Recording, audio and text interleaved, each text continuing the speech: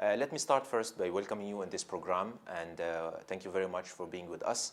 And let me start with you, with your opinions. How do you evaluate the general situations in Pakistan at this time? Well, it is quite a confusion that exists in Pakistan. The government is really not performing as well as people of Pakistan had expected with the return of democracy to Pakistan. So the things have really worsened. There are scandals being brought out every day by the media. Media is free. But media is also causing a bit of confusion which direction to take, because our sovereignty has been usurped by America. We are short of funds to launch our developmental projects. Asif Zardari, with a begging bowl in his hand, he is going around begging the world to give us alms so that we could somehow manage to develop the country. There are shortages of essential commodities like food, sugar, and fuel, etc. All these things, they are in short supply.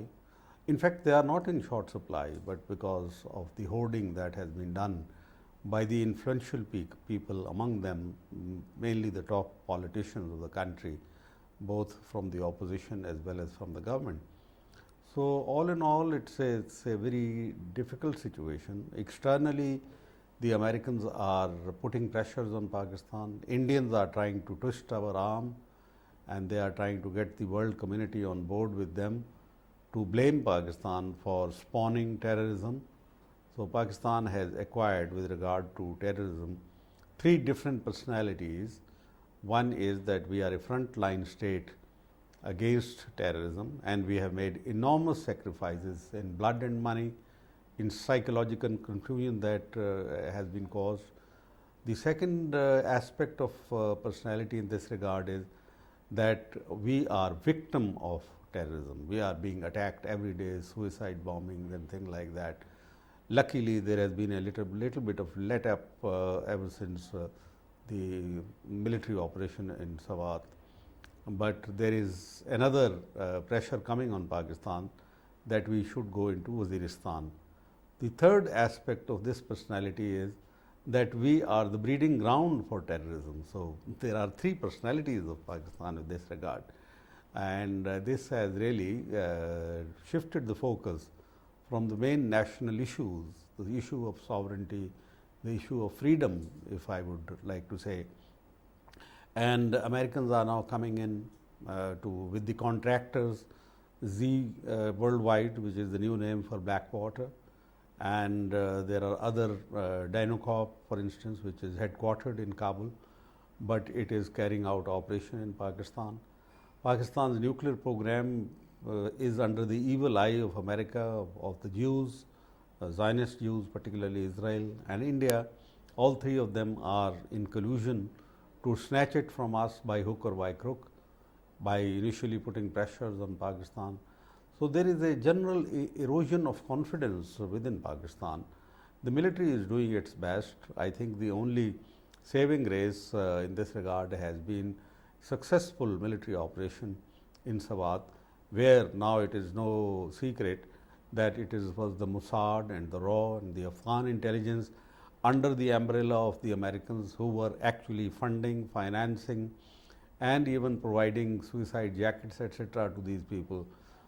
More or less 23 billion rupees, as it has come out now, were disbursed by these agencies to these people, miscreants in Swat.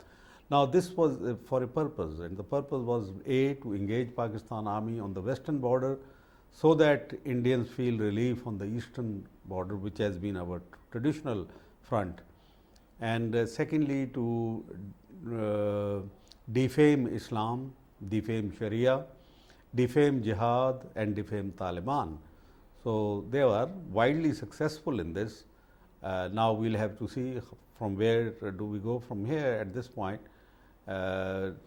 Waziristan is of course a different cup of tea, and I think the American pressure is mounting that we go into Waziristan. Pakistan Army gets engaged in Waziristan so that we have to transfer formations, our troops and forces from the Indian border to the western borders. You've talked about the American hegemonies, as if we call it, and the interventions in Pakistan. You talked about the intelligence roles of India and Israel and under the umbrella of the United States. There are, as you mentioned also, there are lots of companies here like Blackwater and Icons from Kabul working in this country. What is the purpose? What is the purpose of these people? What is their objective to achieve in this country? Especially when there are also a massive expansions of the American embassy here, where the reports, media reports says there are 1,000 Marines are going to be stationed in the embassy. How do you say that? Well, I think there are different reports, but when a superpower wants to use contractors, mercenaries, to do the dirty job for them, that means they have accepted the defeat already. But this is the last gambit that they are playing. It is the last dirty trick that they are trying to fling on Pakistan. So their purpose, we know, is there are three distinct purposes. De-Islamize Pakistan, that means Sharia must not be mentioned, because to them Sharia means an alternative socio-monetary system. It's not the jubba or the star or the big turbans or the long robes that we wear or the long beards that we keep. No, they are not concerned about this. They are used to it. But what they are afraid is that their own system is collapsing. The Soviet system, the Soviet communism, that brand of communism and that brand of socialism has collapsed already when it came in clash with the world of Islam. And their own capitalist economy or free market capitalism is also collapsing. Their planks about democracy, about the human rights, because they have become the biggest violators of human rights. They seem to be left with no values, what they used to describe as Christian values. They have lost Christianity, they have lost those values. So there is a huge vacuum, and they are afraid that this vacuum will be filled by the pristine glory of Islam, that system which is meant for the good of the humanity, because our Allah subhanahu wa ta'ala is Rabbul Alameen, not for Muslimin, and our Prophet sallallahu alaihi wasallam is Rahmatul lil Alameen, not for the Muslimin. So they know that there is a system embedded in the Holy Quran, which if it is implemented, then it will bring about a major change and their systems will collapse automatically, because the world will run after something which is good, something which is bright, or something which will benefit them. So this is one purpose, and Pakistan is an Islamic country conceptually in its birth and constitutionally, because it is our constitution. No other constitution in the world says Allah subhanahu wa ta'ala verily is our sovereign, and that the laws of Quran are the primary laws which are going to frame the other laws of the country. So they are afraid of Pakistan because of the constitutional spirit, the embedded spirit of the constitution.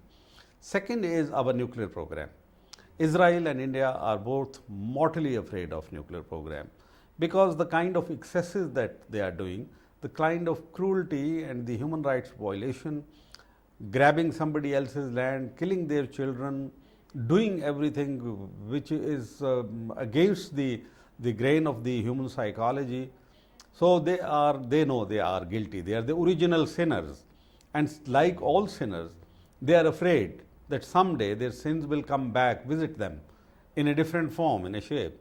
And so they are afraid that if Pakistan continues to be a nuclear power, particularly when America pulls out of this region, as it is almost foregone conclusion that Americans have been defeated in Afghanistan as much as they have been defeated in Iraq, and once they go out, then the design is that India and Israel together should play the proxy power role here for the region, particularly in Afghanistan and the Gulf region.